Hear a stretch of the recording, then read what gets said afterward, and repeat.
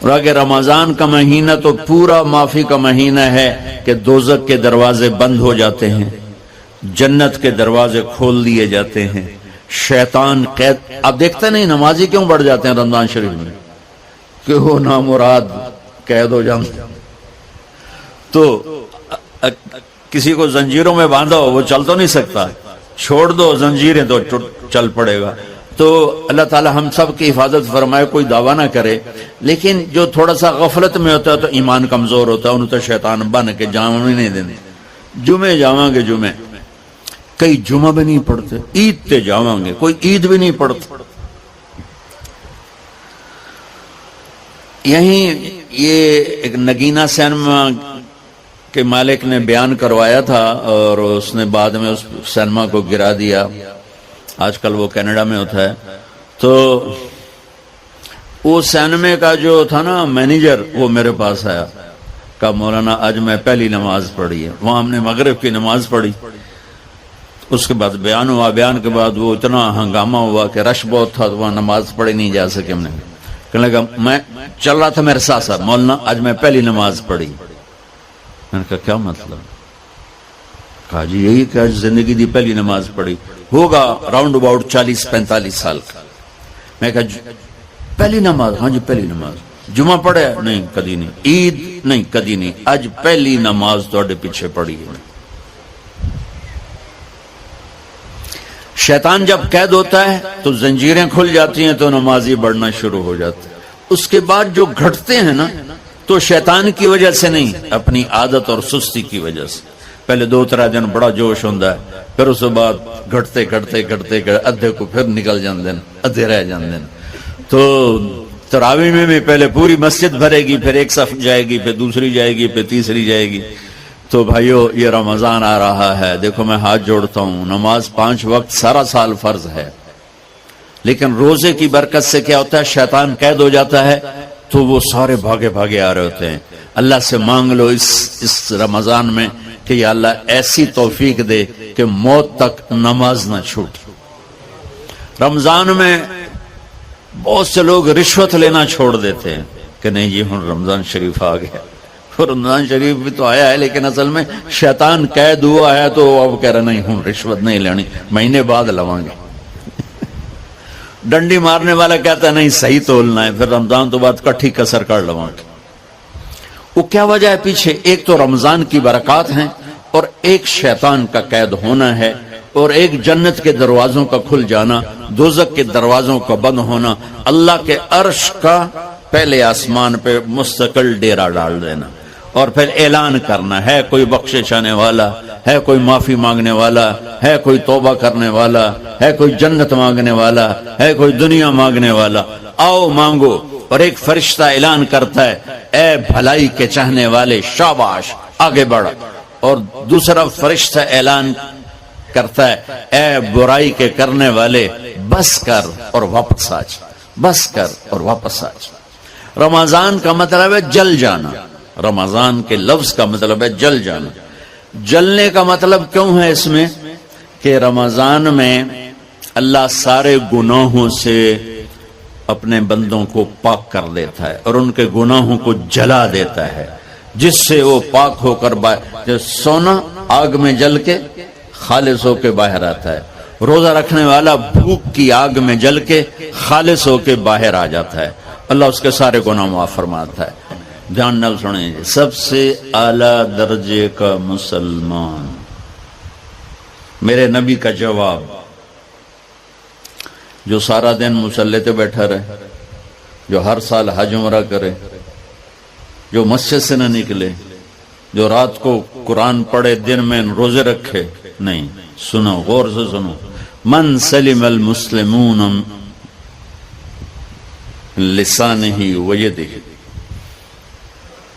سب سے اعلیٰ درجے کا مسلمان فیصلہ بات کا وہ ہے جو اپنے مسلمانوں کو تکلیف نہ پہنچائے، جو ہاتھ اور زبان سے کسی کو تکلیف نہ پہنچائے، وہ سب سے اعلیٰ درجے کا مسلمان ہے. سبحان اللہ، کیا بات. میرے نبی سے ایک صحابی نے پوچھا یا رسول اللہ، ہمارے محلے میں ایک خاتون رہتی ہے، رات کو تہجد پڑھتی ہے، دن میں روزے رکھتی ہے، پر اس کی زبان بہت سخت ہے، بہت بےزتی کرتی. اب نے کہا جہنم میں جائے گی.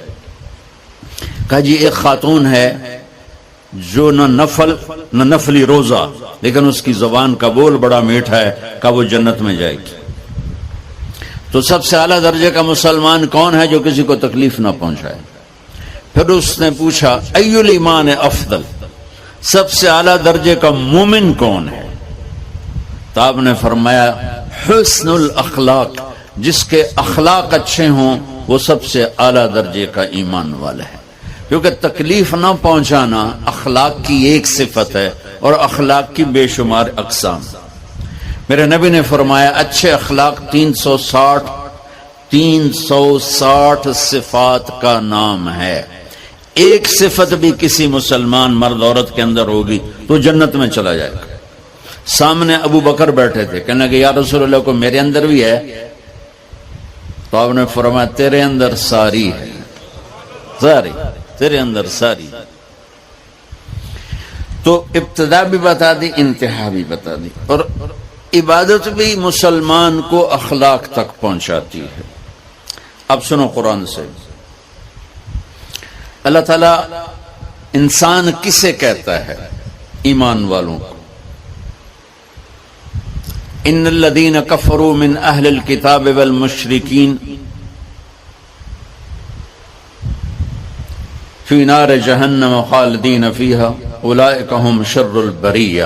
سب سے بدترین مخلوق وہ ہے جو اللہ کو نہ مانے، جو اللہ کے دین کو نہ مانے. آپ نے کہا وہ سب سے بدترین مخلوق. تو لا الہ الا اللہ محمد رسول اللہ ہمیں انسانیت میں داخل کرتا ہے. انسان ہے ہی وہ جو لا الہ الا اللہ محمد رسول اللہ کا کلمہ پڑھتا ہو میرے رب کے نزدیک. نماز کیا ہے؟ نماز کیا ہے؟ بول بھائی. ہاں، میرا اللہ کہتا ہے ان الصلاۃ تنہا. اب آئی نہیں چل رہا.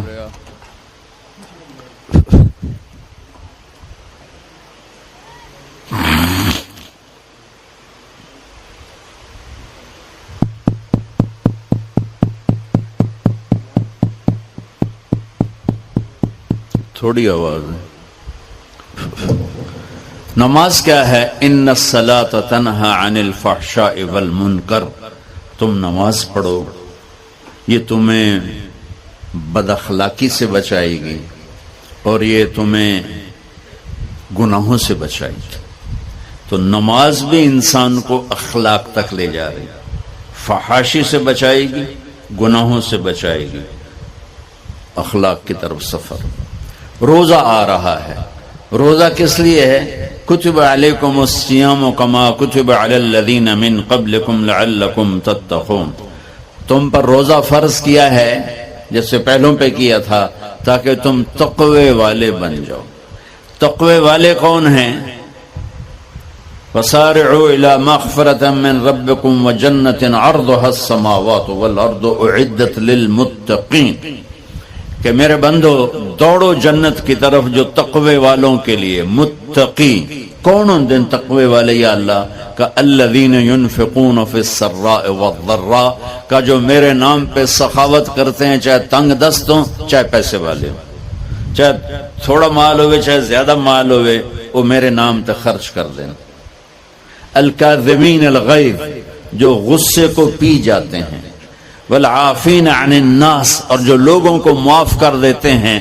اللہ تعالیٰ کہہ رہا ہے یہ تقوی والے ہیں. تو روزہ بھی اخلاق پہ لے جا رہا ہے. فمن فرض فیہن الحج فلا رفث ولا فسوق ولا جدال.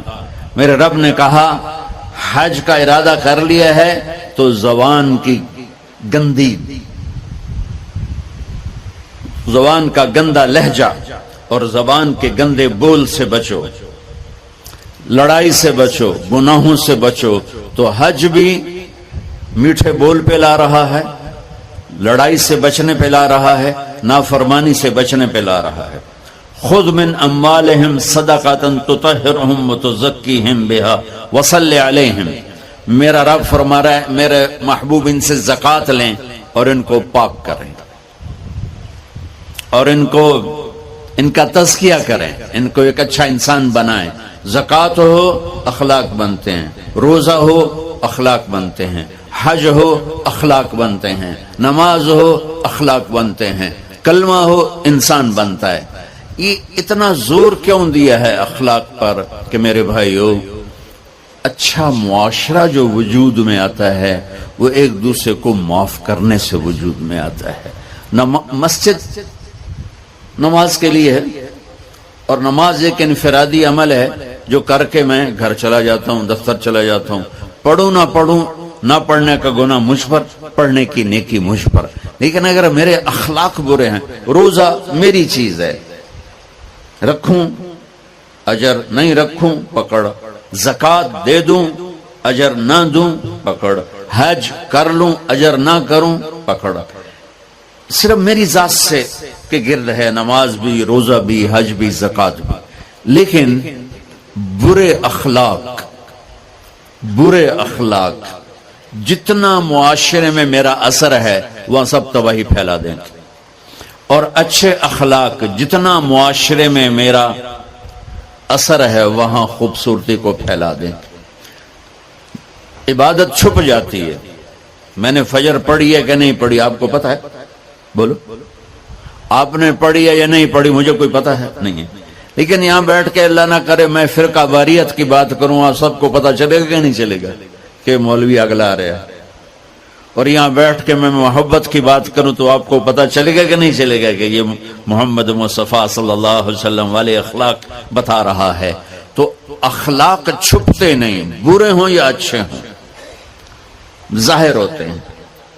اور سب سے زیادہ اس آدمی کا خاندان، جس آدمی کو بدتمیزی کی عادت ہے، وہ بیوی کے دل کو برباد کر دے گا، ماں باپ کے دل کو برباد کر دے گا، اولاد کو برباد کر دے گا، دوستوں کو، نوکروں کو برباد کر دے گا۔ اس کے نوکر سامنے کہیں گے میاں صاحب، شیخ صاحب، سیڑ صاحب، خان صاحب، اتھے جا کے گالی کڈن گے۔